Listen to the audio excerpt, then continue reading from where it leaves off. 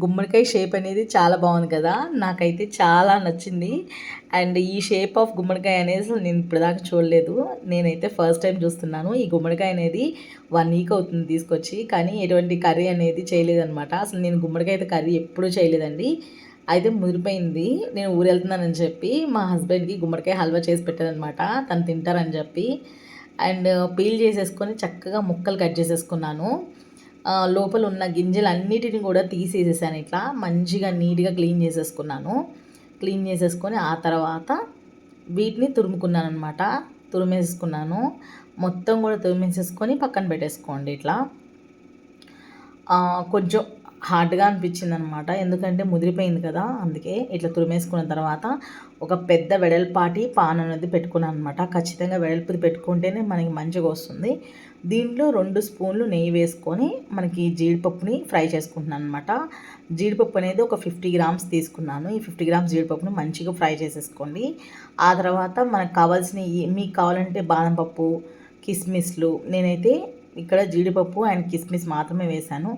బాదం పప్పు చూపిస్తా పప్పు వేసుకోవచ్చు, అండ్ వాల్నట్స్ వేసుకోవచ్చు. మీ ఇష్టం, మీ చాయిస్ అనమాట. డ్రై ఫ్రూట్స్ అండ్ నట్స్ అనేవి మీ ఇష్టం, ఏదైనా వేసుకోవచ్చు, ప్రాబ్లం ఏం లేదు. మంచిగా ఫ్రై చేసేసుకున్న వీటిని కూడా, కిస్మిస్లు కూడా మంచిగా పొంగుతాయి అనమాట. అలా ఫ్రై చేసేసుకోండి. ఆ తర్వాత పాన్లోకి మళ్ళా నెయ్యి అనేది తీసుకున్నాను.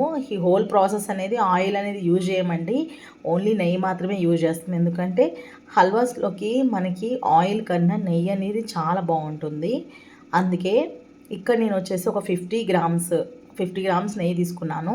ఫస్ట్ 50 గ్రామ్స్ తీసుకున్నానండి. ఆ తర్వాత కొంచెం కొంచెంగా యాడ్ చేసుకోవచ్చు, మీ ఇష్టం అనమాట.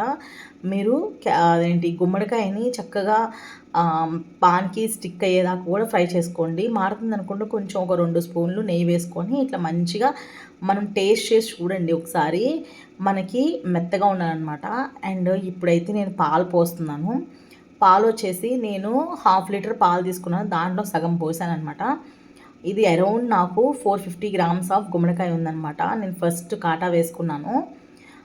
450 గ్రామ్స్ ఉంది. ఈ 450 గ్రామ్స్కి నేను 200 ml దాకా, అంటే ప్యాకెట్లో 400 ml ప్యాకెట్ అనుకోండి, 200 ml వేసుకోండి. అట్లా ఒక half of the amount milk అనేది వేసేసుకున్నాను. మిల్క్ వేసిన తర్వాత ఒక 10 మినిట్స్ పాటు చక్కగా మగ్గించుకోవాలి. మిల్క్ అంతా కూడా ఎవాపరేట్ అయిపోతుంది. అప్పుడు మాత్రమే కండెన్స్ మిల్క్ అనేది యాడ్ చేస్తున్నానండి. కండెన్స్ మిల్క్ వేసినప్పుడు కండెన్స్ మిల్క్లో మనకి స్వీట్నెస్ అనేది ఉంటుంది. ఈ స్వీట్నెస్ అనేది ఉంటుంది కాబట్టి మనం షుగర్ అనేది అడ్జస్ట్ చేసుకోవాలి. కండెన్స్డ్ మిల్క్ అనేది వేస్తే చాలా టేస్ట్ వస్తుంది. నేను హల్వాస్లోకి కండెన్స్డ్ మిల్క్ వేస్తానండి, అందుకే నేను ఇప్పుడు కూడా కండెన్స్డ్ మిల్క్ వేసాను అనమాట. కొంచెం ఇక్కడైతే నేను కొంచెం కుంకుమ పువ్వు వేసానండి. ఒక 6-7 స్టాండ్స్ అనేవి వేస్తే సరిపోతుందనమాట. కొంచెం మనకి డైజెషన్ అవ్వడానికి బాగా ఉపయోగపడుతుంది కుంకుమ పువ్వు. అండ్ మనకి ఇక్కడ షుగర్ అనేది క్లిప్ అనేది మిస్ అయిందనమాట. షుగర్ అనేది మీరు అడ్జస్ట్ చేసుకోండి. ఒక 1/4 కప్ దాకా వేసుకోవచ్చు. మీరు ఫస్ట్ కొంచెం చూసుకొని ఒక 3 స్పూన్లు వేసుకొని చూసుకున్న తర్వాత మళ్ళీ కావాలంటే యాడ్ చేసుకోండి. ఆ క్లిప్ అనేది మిస్ అయింది, అందుకే నేను చూపించలేకపోయాను.